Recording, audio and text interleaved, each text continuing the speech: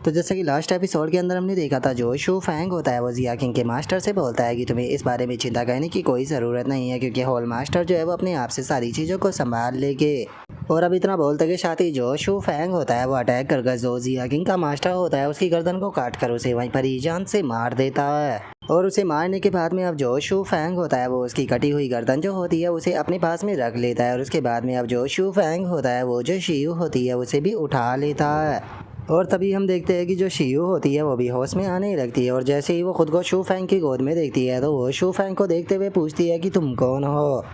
जो उनका शू फैंग जो होता है वो दोबारा से जो शियू होती है उसे अपनी एनर्जी की मदद से सुलाते हुए उसे बोलता है कि तुम्हें चिंता करने की कोई ज़रूरत नहीं है, बस तुम एक अच्छी नींद लो। और इतना बोलकर जो शू फैंग होता है वो शियू को दोबारा से सुला देता है। और इसी के साथ में जिया किंग के मास्टर की जो डेड बॉडी है होती है उसे भी वहीं पर ही जला देता है। और अब हमारा व्यू जो होता है वो उसी ग्रीन बालों वाली लड़की के ऊपर आ जाता है, जो कि दूर से इस फाइट को देख रही होती है। और इस चीज़ को देखने के बाद में वो अपने अंकल से बोलती है कि अंकल टियान, अगर आपकी फाइट जो है उस पर्सन से हो रही होती तो आपके जीतने के चांस कितने थे। जो सुनकर उस लड़की का जो अंकल होता है वो उसे बोलता है कि अगर मेरी उससे फाइट जो है वो हो रही होती तो मेरे यहाँ पर जीतने के जो चांस थे वो 90% थे। जो सुनकर अब वो ग्रीन बालों वाली जो लड़की होती है वो भी बहुत ही फनी सा फेस बनाकर जो उसका अंकल होता है उसकी तरफ देखते हुए बोलती है कि अंकल टियाल, मैं हारने वाले की बात नहीं कर रही, मैं उस पर्सन की बात कर रही हूँ जो कि फाइट को जीता है। जो सुनकर अंकल टियान जो होता है वो उस लड़की से बोलता है कि अगर उस बंदे की बात की जाए तो शायद अगर हमारी फाइट होती तो मेरे जीतने के चांस जो थे वो 60% थे। और अब अपने अंकल की बात को सुनने के बाद में वो लड़की जो होती है वो भी थोड़ी सी हैरान रह जाती है। हैरान होते हुए बोलती है कि सच में अंकल टियान, मानना पड़ेगा कि आप उस बंदे के बारे में काफ़ी ज़्यादा हाईली सोचते हो। जो सुनकर अंकल टियान जो होता है वो बोलता है कि वहाँ पर बैरियर जो है वो लगा हुआ था, जिस कारण हम लोग जो है वो क्लियरली वहाँ पर किस प्रकार की फाइट हुई उसे नहीं देख पाए। लेकिन ये बात तो क्लियर है कि वे दोनों ही जो थे वो ग्रेट एम्परर रियलम पर थे।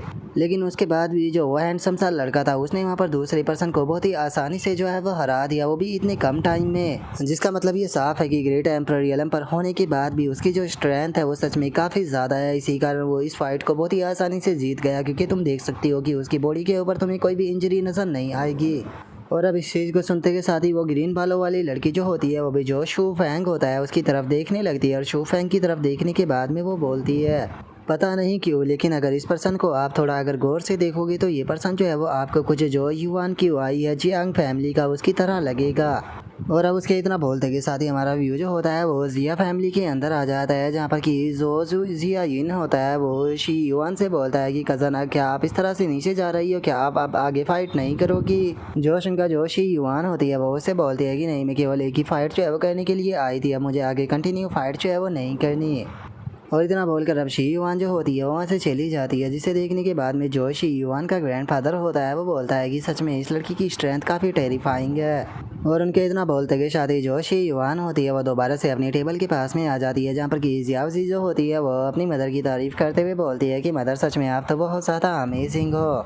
और उनके इतना बोलते के साथ ही जो जिया युन होता है वो आगे आते हुए सभी लोगों से बोलता है कि ठीक है, चूँकि जो मेरी कज़न शी युआन है वो आगे फाइट को कंटिन्यू नहीं करना चाहती है तो इसीलिए अब कंपटीशन के अंदर आगे फाइट मैं करूँगा।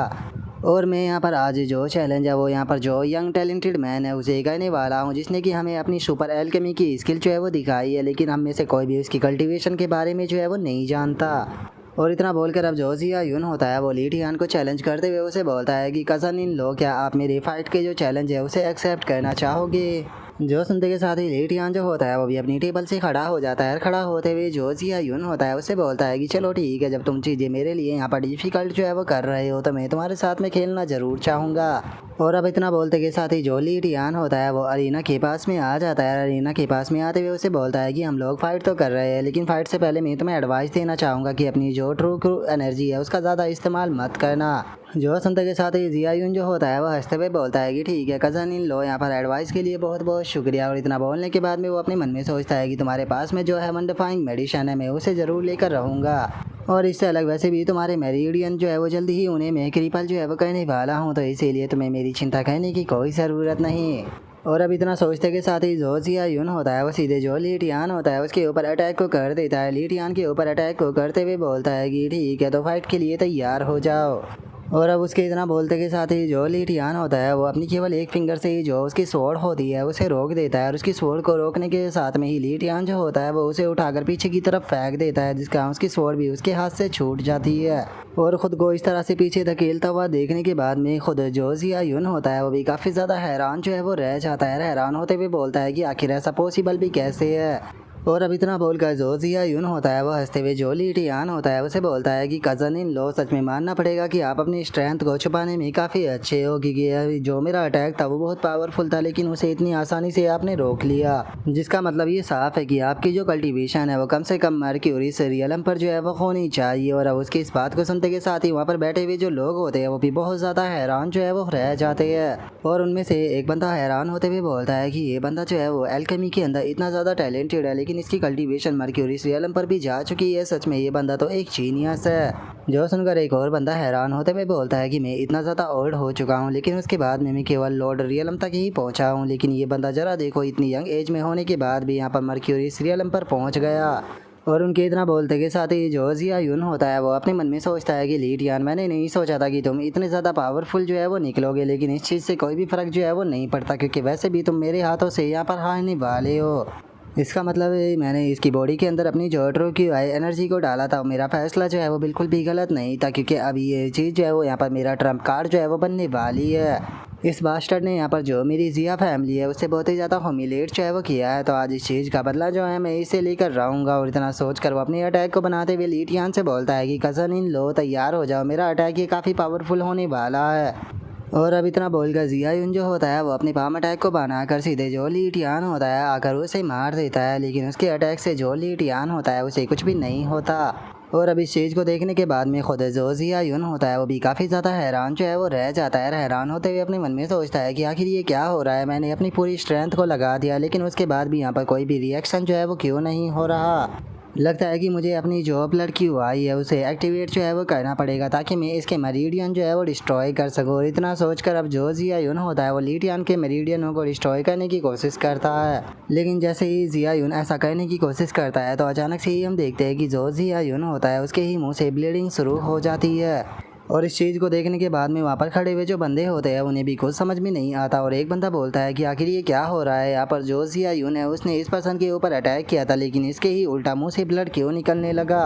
और उसके इतना बोलते के साथ ही खुद जो जिया यून होता है वो भी इस चीज़ से काफ़ी ज़्यादा हैरान होता है। और हैरान होते हुए जो ली टियान होता है उससे बोलता है कि ये क्या हो रहा है, आखिर मेरे ही मेरिडियन जो है वो डिस्ट्रॉय क्यों हो गए। जो सुनते के साथ ही ली टियान जो होता है वो उससे बोलता है कि वो ऐसा लगता है कि मैंने अच्छा किया था कि जो तुम्हारी ट्रू एनर्जी थी उसे तुम्हें वापस जो है वो लौटा दिया था, क्योंकि अगर मैं ऐसा नहीं करता तो जिस स्टेट में अभी तुम हो शायद उसमें मैं होता। और अब ली टियान की इस बात को सुनते के साथ ही जिया यून जो होता है उसे भी पूरी बात समझ में आ जाती है, जिस कारण उसे ली टियान के ऊपर काफ़ी गुस्सा आने लगता है। लेकिन तभी अचानक से उसकी बॉडी के अंदर से काफ़ी ज़्यादा एनर्जी जो है वो निकलने लगती है, जिस कारण जो जिया यून होता है वो अपने सर को पकड़कर जोर जोर से चिल्लाना शुरू कर देता है। और इस चीज़ को देखने के बाद में वहाँ पर खड़े हुए लोगों को कुछ भी समझ में नहीं आता और वे बोलते हैं कि आखिर जिया यून को क्या हो गया, वो इस तरह से अपने सर को पकड़कर क्यों चिल्ला रहा है। और अब जिया यून की ऐसी हालत को देखते के साथ ही जो जिया यून का फादर होता है वो भी भागते हुए जो जिया यून होता है उसके पास में आने लगता है। और उसके पास में आने के बाद में उसे चेक करते हुए बोलता है कि जिया यून तुम्हें क्या हो गया, तुम ठीक तो हो ना। और जिया यून के फादर के इतना बोलते के साथ ही जो बाकी के लोग होते हैं वो भी जिया यून के पास में आ जाते हैं। और जो जिया यून का ग्रैंडफादर होता है वो एल्डर डान लाओ से बोलता है कि एल्डर डान लाओ प्लीज़ क्या आप मेरे ग्रैंडसन की कंडीशन को चेक कर सकते हो कि इसे क्या हुआ है। जो सुनते के साथ ही एल्डर डान लाओ जो होता है वो जिया यून जो होता है उसकी कंडीशन को चेक करना शुरू कर देता है। और तभी जिया यून का जो फादर होता है वो गुस्से में जो ली टियान होता है उसकी तरफ देखते हुए उसे बोलता है कि बास्टर्ड, कि तुमने मेरे बेटे के खिलाफ किस तरीके का इस्तेमाल किया है जो कि मेरे बेटे की हालत ऐसी हो चुकी है। और जिया यून के फादर की इस बात को सुनने के बाद में जो ली टियान होता है वो उसे बोलता है कि तुम अपने बेटे की कंडीशन के बारे में जानना चाहते हो तो तुम खुद अपने जो बेटा है उसी से ही क्यों नहीं पूछते कि उसके साथ में क्या हुआ है। जो सुनते के साथ ही जो जिया यून का फादर होता है वो गुस्से में ली चिल्लाते हुए ली टियान से बोलता है कि क्या तुम सारा ब्लेम जो है वो मेरे बेटे के ऊपर शिफ्ट कर इस मैटर से बचना चाहते हो, तुम यहाँ पर बिल्कुल भी नहीं बच पाओगे, मैं तुम्हें यहीं पर ही कैप्चर कर रखने वाला हूँ। और अब जिया यून के फादर के इतना बोलते के साथ ही जो जिया यून का ग्रैंडफादर होता है वो अपने बेटे को रोकते हुए उसे बोलता है कि प्रॉब्लम क्रिएट मत करो, कुछ देर के लिए शांत हो जाओ, क्योंकि इस टाइम पर जो एल्डर डान लाओ है वो यहाँ पर जिया यून की कंडीशन को चेक कर रहे हैं और जल्दी ही यहाँ पर एल्डर डान लाओ को पता लग जाएगा कि जो जिया यून है उसे आखिर क्या हुआ है, जिसके बाद में हम लोग डिसीजन लेंगे कि आखिर हमें क्या करना है। और अब अपने फादर की बात को सुनने के बाद में जो जिया यून का फादर होता है वो भी कुछ देर के लिए शांत हो जाता है। तभी एल्डर डान लाओ जो होता है वो जिया यून के ग्रैंडफादर को बताता है कि ब्रदर जिया, आपके ग्रैंडसन की जो कंडीशन है वो बिल्कुल भी अच्छी नहीं है, क्योंकि इस टाइम पर इसके सारे मरीडियन जो है वो कम्प्लीटली डिस्ट्रॉय हो चुके हैं और इसी के साथ में इसकी जो ट्रू एनर्जी है वो भी इसकी बॉडी से डिसअपेयर हो चुकी है। जो सुनते के साथ ही जो जिया यून का फादर होता है वो बहुत ही ज़्यादा हैरान हो जाता है। हैरान होते हुए जो एल्डर डान लाओ होता है उससे बोलता है कि क्या तुम कहना चाहते हो कि मेरा बेटा पूरी तरह से क्रिपल हो चुका है। जो सुनते के साथ ही एल्डर डान लाओ जो होता है वो जिया यून के फादर की तरफ देखते हुए उससे बोलता है कि यहाँ पर कुछ ऐसी चीज़ें हैं जिसे कि मैं बता नहीं सकता हूँ, अगर आप चाहे तो मैं यहाँ पर बता सकता हूँ, लेकिन मुझे लगता है कि आपको अकेले में ये चीज़ जाननी चाहिए। जो सुनकर जो जिया यून का ग्रैंडफादर होता है वो एल्डर डान लाओ से बोलता है कि एल्डर डान लाओ, आपको चिंता करने की कोई ज़रूरत नहीं है, जो बात भी है आप सभी के सामने बता सकते हो। जो सुनते के साथ ही एल्डर डान लाओ जो होता है वो जिया यून के ग्रैंडफादर को बताता है कि वैसे तो तुम्हारे ग्रैंडसन के मेरिडियन डिस्ट्रॉय हो चुके हैं और ट्रू एनर्जी भी डिसअपेयर हो चुकी है, लेकिन उसके बाद भी मैं गारंटी के साथ में कह सकता हूँ कि ये इस प्रकार की टेक्निक को प्रैक्टिस करता था जिससे कि लोगों के मेरिडियनों को डिस्ट्रॉय किया जा सकता है। जो सुनते के साथ ही वहाँ पर खड़े हुए सभी के सभी लोग जो होते हैं वो इस चीज़ को सुनने के बाद में बहुत ज़्यादा हैरान रह जाते हैं। और जो एल्डर डान लाओ होता है वो अपनी बात को कंटिन्यू करते हुए बताता है कि मुझे लगता है कि ये यहाँ पर अपनी इस टेक्निक का इस्तेमाल अपने अपोनेंट के खिलाफ करना चाहता था, लेकिन इसने नहीं पता सोचा होगा कि इसका अपोनेंट इससे ज़्यादा पावरफुल होगा, जिस कारण ये खुद ही इस हालत में पहुँच गया। जो सुनकर जिया उनका ग्रैंडफादर जो होता है वो हैरान होते हुए बोलता है कि क्या आप सच बोल रहे हो। जो सुनने के बाद में एल्डर डान लाओ जो होता है वो उससे बोलता है कि आप जानते हो कि मैंने कभी भी झूठ नहीं बोला। जो सुनते के साथ ही जो जिया यून का फादर होता है वो गुस्से में चिल्लाते हुए एल्डर डान लाओ जो होता है उसे बोलता है कि तुम यहाँ पर बेफालतू की बकवास कर जो ली टियान है उसे बचाना चाहते हो, सच में तुम लोगों की रेस्पेक्ट के लायक नहीं हो। और जिया यून के फादर के इतना बोलते के साथ ही जो जिया यून का ग्रैंडफादर होता है वो सीधे आकर अपने बेटे के गाल के ऊपर रैपट लगा देता है और गुस्से में उसकी तरफ देखते हुए उसे बोलता है कि बहुत हो गया यहाँ पर, और कोई उल्टी सीधी बकवास करने की कोशिश मत करना। और अब इतना बोलते के साथ ही जो जिया उनका ग्रैंडफादर होता है वो सभी लोगों के सामने आकर उनसे माफ़ी मांगते हुए बोलता है कि यहाँ पर जो कुछ भी हुआ उस सभी चीज़ के लिए मैं आप सभी लोगों से माफ़ी मांगना चाहता हूँ। तो चलो अपने इस मैटर को यहीं पर ही ख़त्म करते हुए हम लोग जो है वो अपनी कंपटीशन जो है उसे आगे की तरफ बढ़ाते हैं। और अब इस चीज़ को सुनकर वहाँ पर खड़े हुए जो लोग होते हैं वो आपस में बातें करने लगते हैं, जिनमें से पहला बंदा जो होता है वो बोलता है कि सच में जो जिया फैमिली है वो तो बहुत ही ज़्यादा बेशरम निकली, इनके साथ में जो कुछ भी हुआ वो बिल्कुल सही हुआ। जो सुनकर दूसरा बंदा जो होता है वो बोलता है कि मुझे समझ में नहीं आया कि जो जिया फैमिली है वो एल्डर डॉन की बात को इतनी जल्दी क्यों मान गई। जो सुनकर पहला बंदा बोलता है कि एल्डर डॉन जो है वो बहुत ही हाईली रिस्पेक्टेड पर्सन है जो कि कभी भी झूठ नहीं बोलते। जो सुनते के साथ ही एक और बंदा जो होता है वो भी बोलता है कि पता नहीं जिया यून ने इस तरह की जो टेक्निक है वो इस्तेमाल कर कितने लोगों का फ्यूचर बर्बाद किया होगा। अच्छा हुआ कि ये पर्सन जो भी था इसकी बेचारे की स्किल अच्छी थी, नहीं तो इसकी भी हालत अभी ऐसी होती जैसे कि जिया यून की है। और उनके इतना बोलते ही हमारा व्यू थोड़ी देर बाद पर आ जाता है, जहाँ पर कि एक बंदा जो होता है वो सामने खड़ा होता है और बोलता है कि आप सभी लोग मेरी बहुत ही ज़्यादा तारीफ़ ही कर रहे हो। और उसके इतना बोलते के साथ ही अब कुछ लोग जो होते हैं वो आकर उसे गिफ्ट देने लगते हैं, जिसे देखने के बाद में वहाँ पर खड़ा हुए बंदे जो होते हैं वो भी बहुत ज़्यादा हैरान हो जाते हैं। और एक बंदा हैरान होते हुए बोलता है कि ये तो हेवन डिफाइंग मेडिसिन है, सच में अगर इसे सेल किया जाए तो ये तो हज़ारों स्पिरिट स्टोन की बिकेगी। जो सुनकर एक और बंदा जो होता है वो बोलता है कि सभी को लगा था कि इस कंपटीशन को जो जिया यून है वो जीतेगा, लेकिन किसने सोचा था कि जो लीफ फ्लाइंग गेट है वो यहाँ पर आखिरी में कंपटीशन को जीत कर प्राइज़ को ले लेगी। और उनके इतना बोलते के साथ ही जो जिया यून का ग्रैंडफादर होता है वो आगे आ जाता है और आगे आते हुए बोलता है कि यहाँ पर सभी टैलेंटेड लोग जो है वो आए हुए हैं, इसीलिए मैं आप लोगों को एक बहुत ही इंपॉर्टेंट न्यूज़ जो है वो बताने वाला हूँ शुई नेशन की। और मुझे आप लोगों को ये चीज़ तो बताने की ज़रूरत नहीं है कि जो जियांग सिटी है वो डेसोलेट रीजन के सबसे ज़्यादा करीब है। और अगर डेसोलेट रीजन की बात की जाए तो वो एंडलेस पॉसिबिलिटी को होल्ड करता है, लेकिन वहाँ पर बहुत ही ज़्यादा खतरा भी है। अगर कोई भी पर्सन जो है वो डेसोलेट मिस्ट के अंदर फंस जाता है तो इसका मतलब ये साफ़ होता है कि वो 100% वहाँ पर मारा जाएगा। और इससे अलग अगर जो डेसोलेट रीजन है उसकी बात की जाए जो कि जियांग सिटी के करीब है, वो 100 सालों में एक बार वहाँ से जो डेसोलेट मिस्ट होती है वो हट जाती है। और डेसोलेट मिस्ट हट तो जाती है, लेकिन उसके बाद भी डेसोलेट रीजन के अंदर बहुत ही ज़्यादा खतरा जो है वो होता है। अगर तुम्हारे पास में स्ट्रेंथ नहीं है तो तुम कभी भी डेसोलेट रीजन के अंदर इंटर नहीं कर सकते। जो सुनकर वहाँ पर खड़ा हुआ ली फ्लाइंग गेट का जो बंदा होता है वो जो ओल्ड मास्टर जिया होता है उसे बोलता है कि ओल्ड मास्टर जिया आखिर आप एकदम से जो डेसोलेट रीजन है उसके बारे में बात क्यों करने लगी, क्या वहाँ पर किसी प्रकार का ट्रेजर है। जो सुनकर ओल्ड मास्टर जिया जो होता है वो उसे बोलता है कि हाँ तुमने बिल्कुल सही कहा, वहाँ पर एक काफ़ी अच्छा ट्रेजर जो है वो मौजूद है और मैंने इसी बारे में बात करने के लिए आप लोगों को यहाँ पर बुलाया है। ये न्यूज़ जो है वो काफ़ी ज़्यादा बड़ी है और शायद मुझे नहीं लगता कि अभी तक किसी ने भी ये न्यूज़ जो है वो किसी को बताई होगी। असल में जो डेसोलेट रीजन है उसके अंदर एक सेलेस्टियल आर्टिफैक्ट जो है उसे डिस्कवर किया गया है। और अब ओल्ड मास्टर जिया की इस बात को सुनते के साथ ही वहाँ पर बैठे हुए सभी लोग बहुत ज़्यादा हैरान रह जाते हैं। हैरान होते हुए बोलते हैं कि क्या वहाँ पर सेलेस्टियल आर्टिफैक्ट है। जो सुनते के साथ ही ओल्ड मास्टर जिया जो होता है वो उन्हें बताता है कि तुम डेसोलेट रीजन के 100 मील के करीब में जाते हो तो तुम्हें उस स्वॉर्ड का साउंड जो है वो महसूस हो जाएगा, जिसकी सेपरेशन जो है वो एक सेलेस्टियल जैसी है, कोई भी ईविल उसके पास में नहीं जा सकता।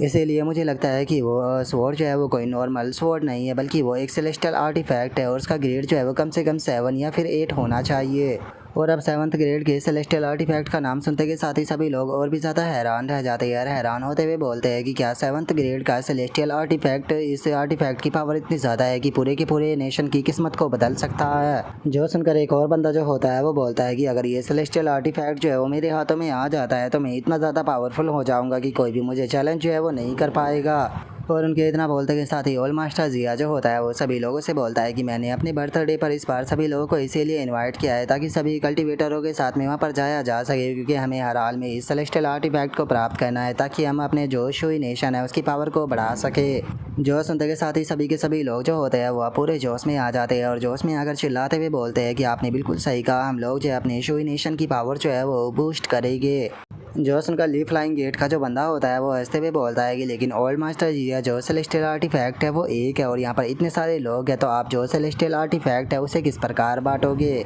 जो सुनकर ओल्ड मास्टर जिया जो होता है वो बोलता है कि आपने बिल्कुल सही सवाल जो है वो किया है, जो वो सेलेस्टियल आर्टिफैक्ट है उसके ऊपर किसी का भी हक नहीं है, ये हम लोगों की किस्मत के ऊपर डिपेंड होगा कि उसे कौन प्राप्त करता है और उस सेलेस्टियल आर्टिफैक्ट को जो भी प्राप्त करता है वो उसी का होगा। और मैं आप सभी लोगों को बता देना चाहता हूँ कि कल जो डेसोलेट रियलम की डेसोलेट मिस्ट है वो वहाँ से हट जाएगी, तो इसीलिए हम सभी लोग जो है वो एक साथ में कल डेसोलेट रीजन के अंदर इंटर करेंगे। और मैं यहाँ पर क्लियर कर देना चाहता हूँ कि मेरी इससे ज़्यादा और कोई भी इच्छा जो है वो नहीं है। मैं चाहता हूँ कि जो भी उस सेलेस्टियल आर्टिफैक्ट को प्राप्त करे वो यहाँ पर हमारा जो नेशन है उसे कंट्रीब्यूट करे। अगर फ्यूचर में कोई भी पावरफुल एनिमी जो है वो हमारे शुई नेशन के ऊपर अटैक जो है वो कर देता है तो मैं चाहूँगा कि जिस पर्सन के पास में वो सेलेस्टियल आर्टिफैक्ट हो वो सबसे आगे आए और आकर हमारा जो शुई नेशन है उसे प्रोटेक्ट करे। जो सुनते के साथ ही सभी के सभी लोग जो होते हैं वो इस चीज़ के लिए तैयार हो जाते हैं। वे ओल्ड मास्टर जिया से बोलते हैं कि ओल्ड मास्टर जिया आपने बिल्कुल सही कहा, आपका जो डिसीजन है हम उसे बहुत ही ज़्यादा एडमियर करते हैं और इसी के साथ में वादा करते हैं कि अगर हमें सेलेस्टियल आर्टिफैक्ट मिल गया तो हम सुई नेशन को प्रोटेक्ट करेंगे। और अब उन लोगों की बातों को सुनने के बाद में हम देखते हैं कि जो ली टियान होता है वो थोड़ा सा डिसअपॉइंट होता है और थोड़ा सा डिसअपॉइंट होते हुए जो एल्डर डान लाओ होता है उसे बोलता है कि क्या यही वो इम्पोर्टेंट इवेंट है जिसके बारे में तुम मुझसे बात कर रहे थे। जो सुनते के साथ ही एल्डर डान लाओ जो होता है वो काफ़ी ज़्यादा हैरान रह जाता है। हैरान होते हुए ली टियान से बोलता है कि मेरे दोस्त ये सेलेस्टियल आर्टिफैक्ट के बारे में न्यूज़ है, आप जानते हो ना कि सेलेस्टियल आर्टिफैक्ट कितना ज़्यादा पावरफुल होता है, उसकी मदद से एक पूरे के पूरे नेशन को सप्रेस जो है वो किया जा सकता है। लेकिन क्या उसके बाद भी आपको ऐसा नहीं लगता कि ये न्यूज़ बहुत ज़्यादा बड़ी है। और अब एल्डर डॉन लाओ के इतना बोलते के साथ ही हमारा आज का एपिसोड यहीं पर ही कंप्लीट हो जाता है। तो नेक्स्ट एपिसोड के अंदर देखें कि आगे क्या होता है। अगर आप लोगों को वीडियो अच्छी लगी हो तो लाइक करना, चैनल को सब्सक्राइब करना। मैं मिलता हूँ नेक्स्ट एपिसोड के अंदर, तब तक के लिए बाय बाय गाइस।